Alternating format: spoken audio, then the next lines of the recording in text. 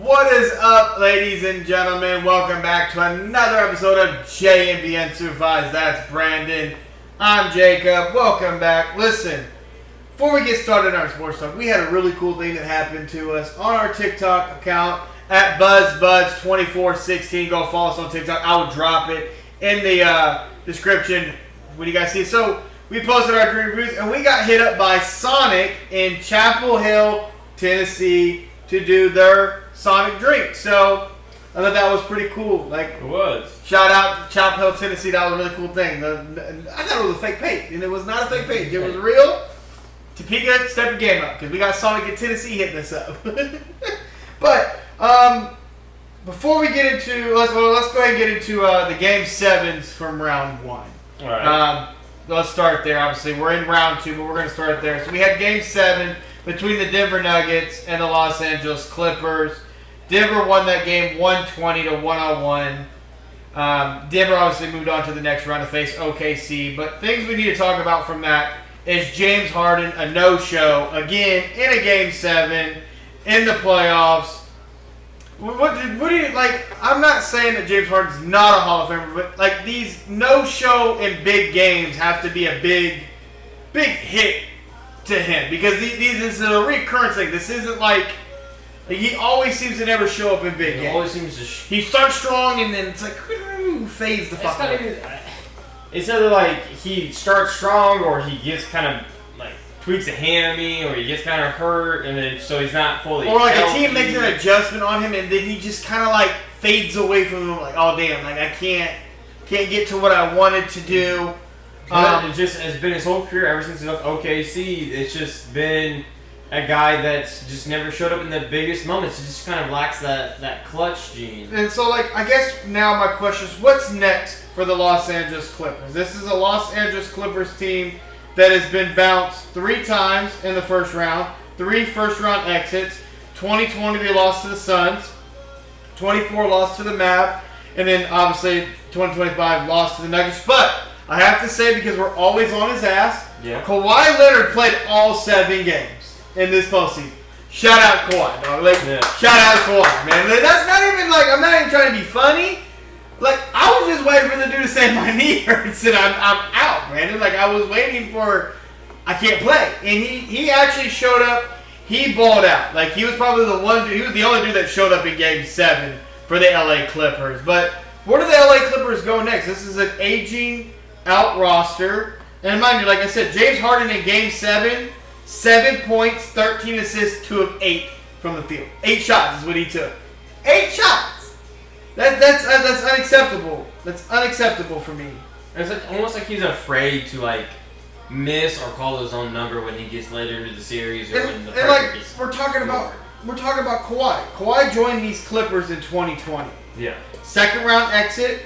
In 21 he was injured, plus a Western Conference Finals exit. 22 missed the playoffs. 23 injured first round exit. 24 injured first round exit. And then obviously, like we just said, this time around, first round exit, but he played all games. Well, it's not, counting the 3-1 blow. Yeah, the 3-1 blow in the Western Conference Finals, but he also got hurt too. He went out and he quit. I think it was like game 5 or 6. He was like, I'm done. Like, so I don't know what's next for this Los Angeles Clippers team. They're a little bit aged out little bit. Kind of like in like their stars, I Their guess. stars are, so like, and you can't really do nothing with Kawhi because you paid him. You chose Kawhi over Paul George. Granted, Paul George is a completely different story. It failed over there with the Philadelphia 76ers. But he was injured, riddled from the preseason on forward. So that was kind of he was hurt from pretty much the jump.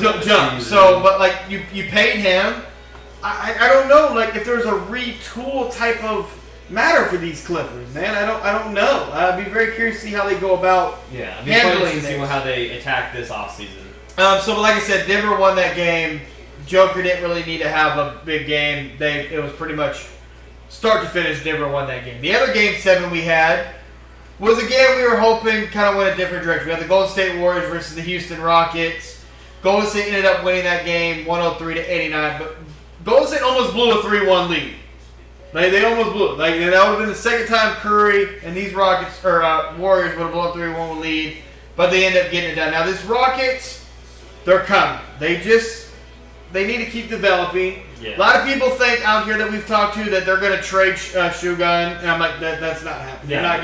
You're not getting rid of the bona fide guy that you threw the ball down And to. for people who don't know who he is, he's pretty much like their bona fide big man that pretty much you kind of go get a bucket really on his own in the mid range out of a post up, some kind of post up. Really, it just comes down for these Rockets to develop and keep getting. Jalen Green, their second overall pick in 2021, the second overall pick. He's got to get better. He's got to be a better shooter, mid range, 3-ball shot selection, and he's got to be a better playmaker. He doesn't really pass the ball and get assists, and you can't, like we talked about before we started this.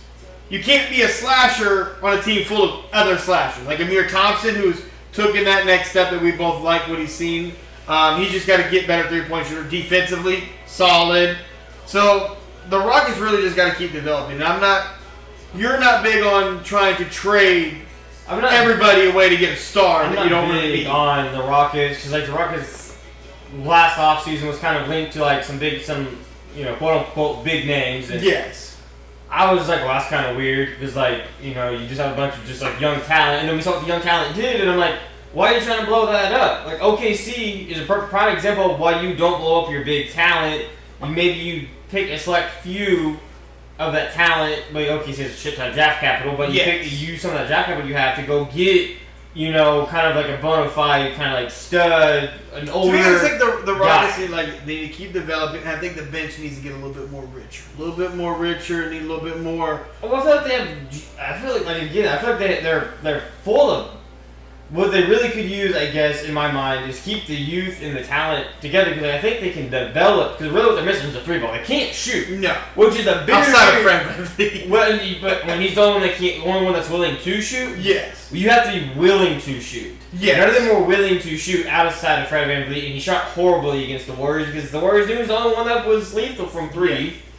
But I think like the bench, it was where you need your veteran guys coming on, like a obviously Danny Green's not in the league, but like a Danny Green or Kadarius Caldwell-Pope, some of these like veteran guys that are like Beasley, who will just come in and just let it fly. The dudes that are like veteran guys that have been there and they've done that, but they're also bona fide 3-point catch and shoot guys, so can help spread the court. To me, if I'm the Rockets over the offseason, that's what I'm looking for is veteran bench help to come off and they can space. So that my slashers I have plentiful of can slash and then not always have to put up shots, but they can drive and then kick out. So I mean, if I was them, I'd be looking for. But I also tell these Rockets, these young guys on the Rockets, work on your shooting, but don't just work on your 3-ball. Work on that mid-range game. Work on your post game, your fading game. Work on your float game. Like, don't just work on this 3-ball. Work on everything. Everything, not just the 3-ball. Because once you start knocking out that, everything else will come. It just comes. They're like the pull up midi for a lot of these guys would be a huge thing to add to the bag because you got the guy already backpedaling hard. You stop, pull up, bang. Like we saw someone like hesitantly do it. I'm like, man, that looks really ugly. Yeah. So but like they could add that and then just a catch and shoot 3. I mean, that's the day and age we live in. Yes, it is. And the fact that the Rockets were the second team, they were the second team in the West, the number 2 seed in the West, and couldn't shoot is outstanding. But and they did take this Warriors team to the breaking point. They were there, ultimately just fell short. So, like I said, the Rockets moved on. Before we get to round 2, we're gonna go and get these out of the way because the only thing that we're left missing is the MVP. Award. So we're going to go ahead and hand them out? Yes, we're going to go ahead and hand them out. So the Coach of the Year award finalist was Kenny Atkinson, J.B. Biggerstaff, and Ime Udoka. I think I said his name wrong. The Houston Rockets head coach. And Kenny Atkinson, the Cleveland Cavaliers coach, won Coach of the Year. And we both agreed that we didn't like that one. I thought it should have been the Pistons. So I liked it until I heard who was the finalist, and JJ wasn't on it. JJ Redick was not finalist. I feel like a brand new head coach at any ranks, and he got dropped into the biggest stage with the Lakers in LA, and took him to the third seed. And like people were like, well, he had LeBron and AD, and then they had Luka and LeBron. Yeah, so first I would love for anybody to coach that roster with those people and still do what they did. Pretty much the same roster that Darvin Ham had. Exactly, roster that Darvin Ham had to swap out Luka and AD, and they were better. Obviously, we saw the growing pains with JJ in the playoffs, but you gotta expect that. I mean, he was kind of stubborn in some areas, but I don't have any problems with the Cavs coach winning it. When I thought JJ was part of it, when JJ wasn't a part of it, I thought the Pistons got the Pistons. JB Bickerstaff for me, or the Rockets head coach should have won Coach of the Year based off of the talent, and honestly, the Pistons coming out of nowhere. I think Pistons had 14 wins last year. Like I said, the laughing stock. Come in. But that was Coach of the Year. Rookie of the Year finalists was Castle, Zachariah, and Jalen Wells. Stephon Castle won that.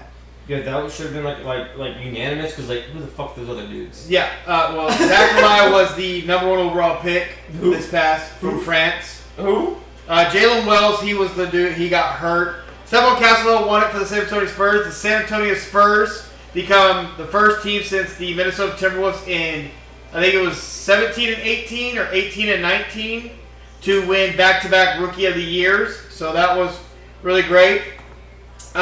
Sixth Man of the Year finalists was Mikal Beasley, Ty Jerome, and Peyton Pritchard. Peyton Pritchard for the Boston Celtics won Sixth Man of the Year.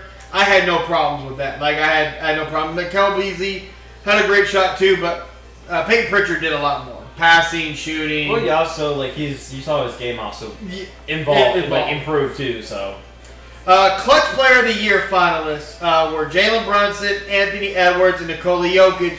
They did give it to Jalen Brunson. Now, you, in the beginning, thought it should have been Nikola Jokic. But, after seeing Jalen Brunson, now, granted, you can't use the playoffs example because it's a regular season award. It's a regular season award that I needed all announced for the playoffs, but I guess I was kind of confused. I don't how Brent, it's a lot of basketball to watch, but obviously seeing Brunson in the playoffs as a fan of basketball, I could see why he got it. He's a very clutch player, and when we put the stats out there, he's hit the most clutch time buckets. He cold-blooded. He cold-blooded. Now, this is the award where we had a lot of problems. Defensive Player of the Year finalists was Dyson Daniels, Draymond Green, and Evan Mobley. Should have been Victor Wembanyama, but obviously had the blood clots. Took him out of this one. Still led the league in blocks, by the way, and only played 40-some games. He only played, yeah. Dyson Daniels, I thought, so, let me get back. Evan Mobley won Defensive Player of the Year, which was shocking because Dyson Daniels literally was stealing the shit out of the basketball this year, locking people up. Draymond Green somehow talked his fucking way into being in this motherfucking award. I'm glad Draymond didn't win it because I'd have lost my shit if Draymond got Defensive Player of the fucking year. But considering Rudy Gobert won it last year, and he shouldn't have. And rookie, you got to do more than just get rebounds. Getting think about this. Jared Jackson Jr. wasn't even a finalist. That was insane too. Well, he did kind of fall off there a little bit. The Grizzlies went through some turmoil. They weren't a hottie tot of the league. So I do kind of understand. Evan Mobley got that award. Most improved player was Cade Cunningham, Dyson Daniels, and Ivan Zubac, which kind of shocked you a little bit because you're like, damn, why are you in this award? Do you win the league? But Dyson Daniels did win most improved player. He increased his scoring defensively, stealing the ball. I wasn't mad at that, but Cade Cunningham. I was mad. I thought Christian Braun, however you all want to pronounce his last name, from the Nuggets. Yes. I thought he deserved it because he literally pretty much doubled almost all his statistical categories. But he was a top 5 candidate, so I was like, okay. Yep. On the rookies, though, because I don't so we're not all in depth to who's what. So Stephon Castle, 14 points. About 4 rebounds and 4 assists on about 42% from the field, about 43%. And that he wasn't the number 1 overall pick. The number 1 overall pick, Zachariah. Yeah, that was the guy from the Atlanta Hawks. He plays for the Hawks. Yep. He averaged 12 points, about 4 rebounds, and about an assist, and shot about 46% from the field.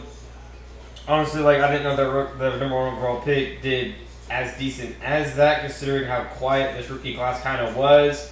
Stephon Castle really kind of made a lot of people thought Alex Sarr got robbed from being this. He was the second overall pick. He went to the Washington Wizards, and honestly, he had a lot of single-digit games, in my personal opinion. When you go look at his Alex Sarr, he was the second overall pick. He was from France too. Yep. For Alex Sarr, I would say outperformed the number 1 overall pick. Yes. He had 13 points, about 7 rebounds, and he played for the fucking Wizards. Like, about keep it 2 assists a game, and shot about 40%. Yep. So, like, I mean, I would just going off stats. I mean, he definitely started slow. Yes. Obviously, because he really came through a dud early, but he came. I mean, he obviously, as the year progressed, looked better.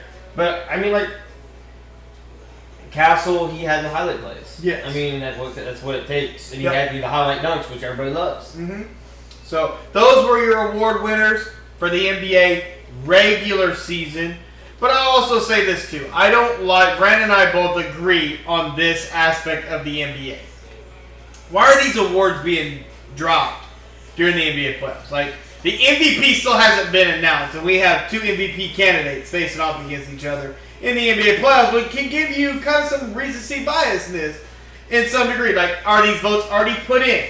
Or are they not put in? Because that's kind of a problem considering the MVP is a regular season award. It is. And I need these awards being kind of presented either before the end of the regular season, or we not giving none of these awards out until the season's completely over. I don't like giving these out during the NBA playoffs because I don't like that. I don't like it, and I don't like that. I don't know who it is. I need a list. Yeah, I don't know where the list is at. Y'all gotta find me the list. Drop the link where the list at. Post the list. I didn't know the voters because honestly, y'all should be stripped of being able to vote because half the time I don't agree. And well, most the of criteria, I feel like agree. always is fucking changing. The needle moves that way, or we bring it back, push it back that way. Or like the needle's always just moving. to fit a certain player's narrative or for a certain player crying. And honestly, I'm tired. I'm tired of you, and I'm tired of people of fatigue of this player when he don't deserve it because like he already has. But the this, fatigue is and a I'm real tired. thing. I don't. No, it's not. If you're the best player, you're the best player. Well, If you're the best player, you're the best player. Fatigue is a real thing. on these Fatigue votes. is a real thing. Obviously, you get tired just walking upstairs.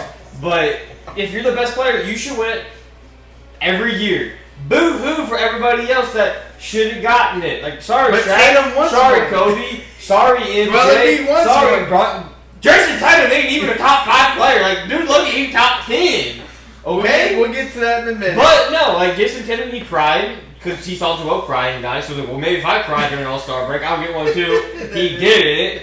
You couldn't even get Eastern Conference MVP, let alone Finals MVP last year. So you clearly not the best player on your team, but let's a little bit later. Let me digress on the Celtics. You know, you're not wrong. Now, I do need people being announced Across all sports. across all sports. This anonymous bullshit Like that we college does it pretty good. Yes. Like, well, sort of, kind of. Like, Well, so when you think about the NBA awards, a lot of people in the media won't tell you that they do it. But in college, they're like, yeah, I have a vote. They'll come out very clearly, I have a vote, and they'll tell you why they voted what they did. But in the pro sports, nah, them dudes are very quiet about who they are, and I don't like that. Because I need to know your criteria and what, you know, to me, like, I think this should be kind of like the fans should have a vote in this a little bit, say, too. Like, obviously, you have to be very careful how you go about it in a lot of aspects, too.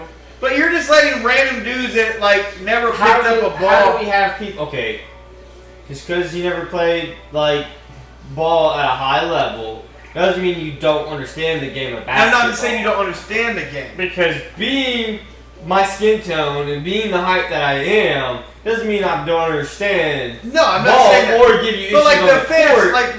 But, like, media members, to me, I don't like, it's hard to say, like, media Some members. media members have biasness to certain teams. Like, I'm going to vote Like, you for can't be like the Boston Globe and have a vote. Yeah, like... I'll kind of like LeBron James. Like that. Like, that's what I'm because he talking would have been about. the first unanimous guy to win. But that one dude from New York voted Carmelo because he didn't want Braun to be unanimous. Like, that's what I'm saying. Like, that's where I don't and like. then Braun also lost on Defensive Player of the Year because a guy from Boston Globe, Yes. Boston area, voted against LeBron James because it was LeBron James. And Yes, and I'm that's like, the no, stuff. like, people like that in certain areas can't. You have to be more. I just like, how do you get that criteria to where like you get to decide who gets it. I feel like it should be like, I don't want to say like former players because even those dudes have issues of. Should it also be like kind of like current players have a little bit of say in this too? I think to a degree. I think the whole deciding who wins MVP, the awards across old sports. I think that needs to be a deeper dive on who has the criteria to vote. Yeah, I agree. I agree with that aspect. Like, who votes for the Hall of Fame? I mean, because like for baseball, it's a big. Well, the NFL is a fucking joke too. Well, the NFL's Hall of Fame is a joke. Anybody gets into the Hall of Fame. But technically, basketball, the NBA technically doesn't have a basketball Hall of Fame because it's not the NBA Hall of Fame. It's the basketball Hall of Fame. So they take everything you did in basketball into from high school, college, overseas, what you did in the pros. That's more to kind of incorporate like the NFL is literally what you did in the NFL. But so is baseball, and baseball is harder to get into. And so like my Hall of Fame is baseball Hall of Fame. Like you at some point had to be the best of the best. It's your spot for a certain. The fact that Barry Bonds isn't in the Hall of Fame. Well, I mean, steroids is a son of a bitch, but I feel like even before the steroids. Well, God damn. It's unfortunate. I don't think Barry Bonds is ever going to get in. No, he lost out. He missed out. He already he already 10 years or whatever. Yeah, he already So Barry Bonds missed out, unfortunately. But like, I feel like the voting for awards has to be better. We need more of a background check on these people. Well, they even talked about it this season on some of the top sports shows that we tune into from time to time because we don't tune into all of them anymore because they're just not fun to watch. But even they like. Joy Taylor, Iman, Shannon Sharp, and even JJ right before you get saying Shannon Sharp's net now. Yeah, you gotta be careful now. Touchy. But they've even said like they didn't even understand the criteria. The criteria's changed, and they've had to ask the criteria. What is the real criteria? Like that's a problem when you know what I mean. Like we've gotten so fucking far away from. Well, I just kind of feel like we've gotten a little way off subject, but I just kind of feel like the media hellaciously like pushes certain players and for awards. Like I feel like the NFL has gotten like the MVP kind of wrong 2 years in a row. I feel like it should have been running backs twice, but the face of the league is QB, so QBs get it. I'm like, that's why I just kind of like, can we have like a QB type of award? Or just like right. Yes, but yes, I just feel like I need to know everybody that's voting absolutely for awards. I think that we've made that very clear. Very clear. So you have the one that I on your phone I believe pulled up. So these NBA playoffs in totality, I think we've talked about, has been the most watched NBA playoffs in the last 25 years. Open weekend. At like 4.4 million views. It was up 17% versus last year. Up until the Los Angeles Lakers were eliminated. And then, go ahead. Dropped down to the NBA ratings are now down 38% since the Lakers have got eliminated from the playoffs. It's not the Lakers. It's not the brand. Yeah, it's LeBron James and Luka. And so, to be fair, because a lot of people know, we had a acquaintance, a co-worker, that was in Vegas at the time that the Lakers were eliminated. He was in Vegas, and literally he was like, the moment LA lost, everybody left. Everything died, everything was gone. But again, it's not the brand, the Lakers, it's the players. The players. People watch the players. Yes. And so is LeBron James in his 50 million season, being 50 million years old. I mean, he's like 41 now. He'll be 41. Got knocked with Luka.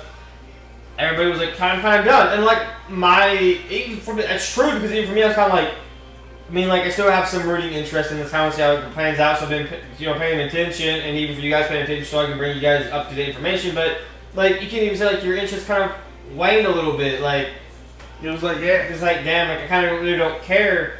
So like, the ratings are down for the NBA. That's something that they've been fighting through the regular season. That's why they did the in-season tournament, and then the playoffs ratings spiked, and then the ratings really spiked when Luka got traded. That really catapulted everything. When the two biggest names get knocked, yeah. Because I think it's easy to say that I think probably Luka Doncic and LeBron James are probably the two biggest names in America. Yeah. What viewership wise? Yes. But my question to you that we've talked about since we're on this. Is stars versus being elite on a team, being a franchise guy. Yeah. I think it's time to separate that. The years of, we think back, LeBron James on the Cavs from the beginning to end of his career with the Cavs, and on the Heat. When the playoffs, he was the dude. He led pretty much every category. Yep. Or with the Heat, led every category. It might be Wade, or if it was Bach. If it was a role player, oh, you know your team's fucked.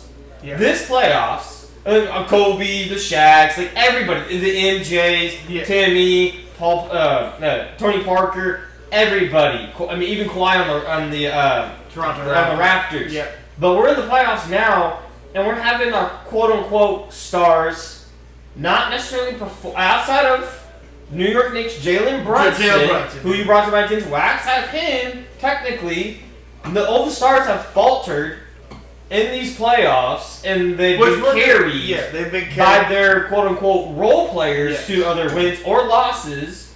But it was also pointed out to by one of our buddies that Ant, or the Timberwolves, he had a struggle with the Lakers, but they still won. But he struggled horribly against the Warriors, and they were ass. They were ass. So the stars suffered, the team suffered, so that followed suit. Yes. Jalen Brunson has great games. The Knicks have been in every single game. Yep. And against the Pistons was in it from beginning to end. Boston, from beginning to end, obviously. But everybody else, I mean, Donovan Mitchell, but he's missing all his running mates in this series. It's just been, it's been a lot of up and down with the stars. The quote-unquote stars. Is it time to separate stars and elite and generational talent? The guys that you're talking about, that we'll talk about this that we were LeBron, the KDs, like guys like that. The older don't have those guys don't exist anymore. Like it is more. We don't have. So you're saying we don't have them? We don't have them. There's nobody in the league that is Ant potentially, but it's struggled. Well, this is like again his second year really is a deep run. Yes. So he's kind of. I don't want to Tyrese Halliburton, who people say is overrated again. You're still wanting to see more. You're seeing a little bit. Tatum and Brown, we'll get no. Joker, I think you've seen a lot of fatigue this year in these playoffs. It's been big game, little game. Aaron Gordon has stepped up massively for the Denver Nuggets. So for Joker, I think.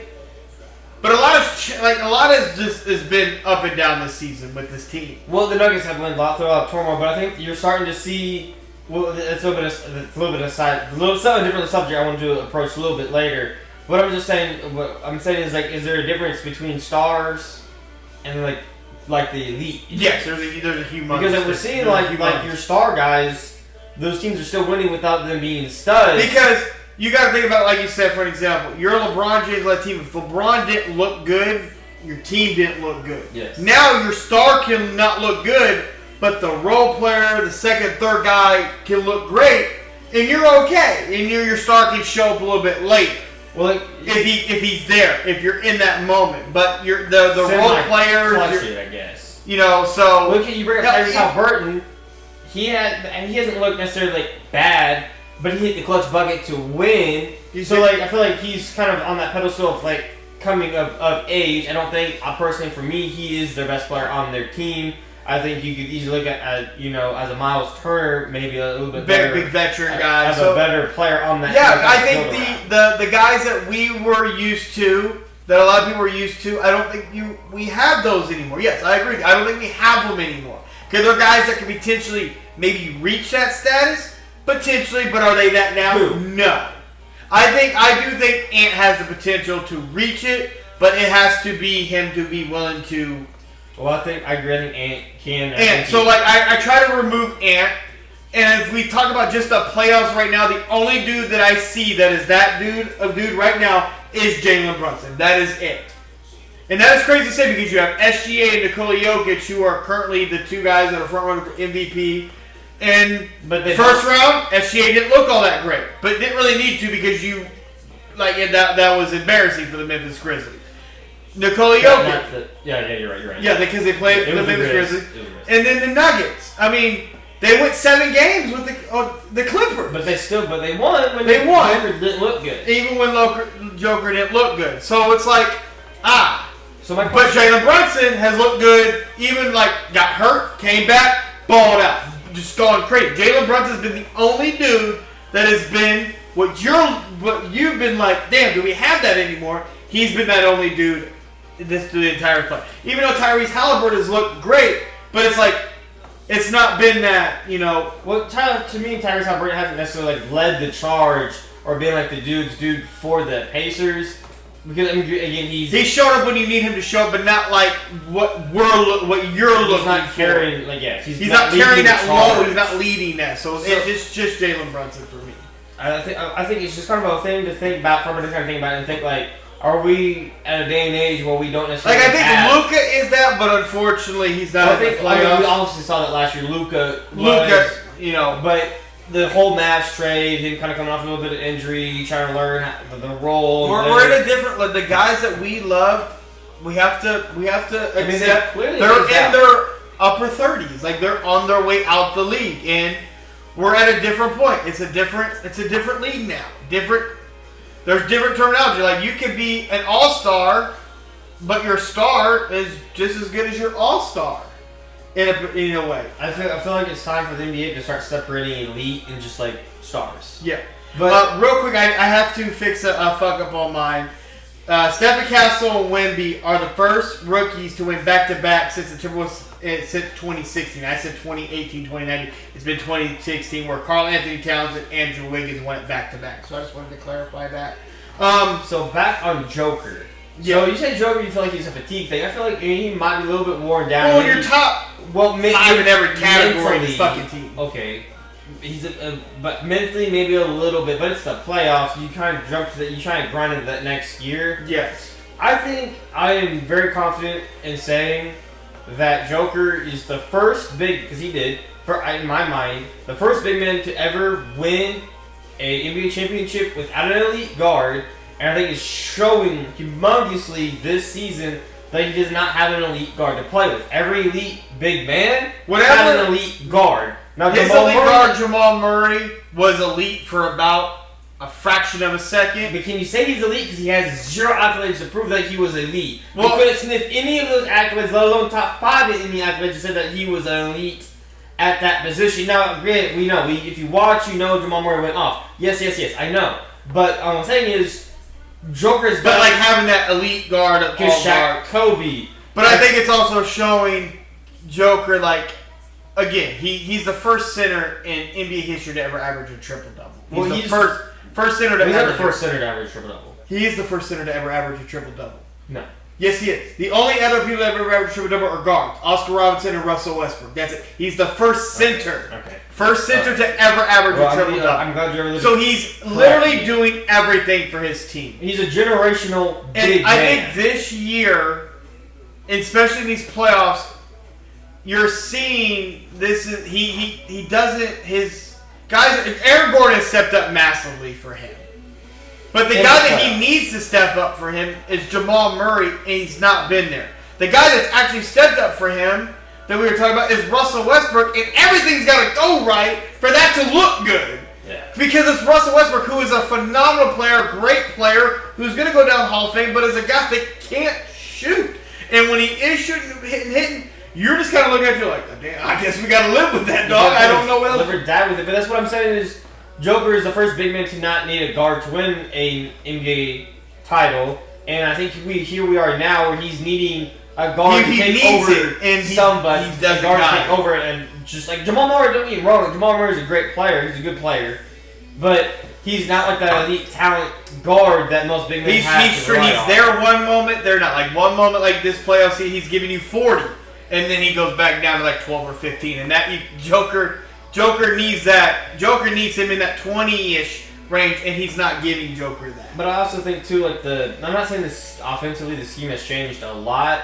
But like they also fired their head coach right towards the very end of the season. Yep. And I also kind of feel like the scheme or kind of how that coach wants to kind of run or how to use Joker might be a little bit different. But it's just kind of a thought to think about that. Yep. Joker really hasn't had an elite guard for a deep playoff push, let alone a full season that can bring the ball up, that can initiate the offense, where Joker doesn't have to expend himself. Bringing the ball up, running the offense. And we all know he's not in, quote-unquote peak physical condition. No, I just. But I don't really think it's fatigue. This is the first time. Again, Brandon likes to get on me because he thinks I hate you Joker. Do. I don't you hate do. Joker. You do. I guess for the first time, Brandon's called me out on I look like an old head being disrespectful to the new talent or you are. This generation. Because but this is the first time I've looked at Joker and thought, damn, you put up a bad shot. You were lackadaisical on defense. You didn't look great on that offensive possession. And I just think there's a lot of frustration coming from Joker, and you've seen it in huddle. He's the only motherfucker that has shown any type of emotion in the huddles. On the court. Frustrated at his guys for not doing anything. Christian Braun has been great. Aaron Gordon's been great. Michael Porter Jr., where the fuck are you? Well, so Jamal Murray, where are you? One thing you're just making my point, and I'm glad that you told everybody that you're biased towards Joker and kind of sort of foreign players. I'm glad you kind of told everybody that. I'm proud of you for owning it. It is what that is, but you are. And I think it's actually, you're kind of like I'm saving you from being a Michael Jordan type of fan when it comes to LeBron James. Well, LeBron James didn't. Okay, well, I can't help that, but like what should happen should happen. But I just think if Joker really had a guard, it'd be a different story if he had an elite guard. Yeah, he definitely that he just doesn't have. Like the back shots put up, he ain't got much of a choice. There's nobody that can create outside of him. This is the first. This one I have to admit. This is the first year I've actually seen real raw emotion from him when it came to basketball. Like, this is the first year I really looked at him like, wow, like you really do care about this game. Because normally, like you see Joker, game's over, I'm going, I want to go home. Like, this is the first year I've literally stared at Joker. I'm like, damn, like you really like I've seen it. Like you give it to me as a fan. Yes, it helped me. I got it from you, dog. Right. Like it means I'm glad something. That helped you see that he actually cared. And I'm seeing it in huddles. I'm seeing it on the court. He is so frustrated. He's literally giving me LeBron James vibe. Like, damn, my IQ is so good. Bitch, why are you not in the spot you're supposed to be in? Why are you over there and not there? I want you here, but you're over there. And he's shown it to me. And honestly, I don't know. If you're a Denver Nuggets fan, I'm not saying Nikola Jokic is going to win out of Denver, but damn, like just a lot of shit happened this year. And again, Luka Doncic got traded, so anything fucking can happen in the NBA at this point. So like, I'm not taking it off the table, but yeah, Joker is definitely, I think, very frustrated with this Denver Nuggets team, and it is showing from him emotionally and from his game. I think just my last point, I'd just like to see. At some point, Joker, before he calls it quits, I think he'd be one of those guys I think we'll call an early quit off to his career. See him with an actual, an elite guard. It's not a shot at Jamal because he was-ish, sort of, kind of. Didn't really get the love because of the West and all the guards. But he did tear his ACL. For the All-Star, but, just kind of, always just kind of that little bit of, touch when it came to the playoffs. Sort of, unless it was the Lakers. Real quick, I don't want to spend too much on this because I want to get to round 2 because we got a lot to talk about there. Greg Popovich did have his press conference. A lot of former players and current players showed up for that press conference. Popovich was announced as the team president. They announced a new head coach. It was the guy that took over for Greg Popovich during the season. And watching that press conference, I felt like I was lied to, because Greg Popovich did not look good at all. What were you lied about? He had a stroke. I get he had a stroke, but the way they made it seem like the dude was better and Popovich was not. And for me personally, as a guy, you'll never see another organization do what the San Antonio Spurs did and Greg Popovich did. Greg Popovich has been that head coach since 1996, Brandon. 1996! 303 coaches have swarmed around the NBA since his time. And he said it with one organization. You do realize old boy's 76 years old. Yes, I know. So, for him to look at Greg Popovich has the most wins in NBA history at 1,582. There is no active head coach that's in the top 5. It's Greg Popovich, Lenny Watkins, Don Nelson, Phil Jackson, Pat Riley. That's your top 5. When were you born? 1993. Greg Popovich was an assistant coach for the Golden State Warriors from 1992 to 1994.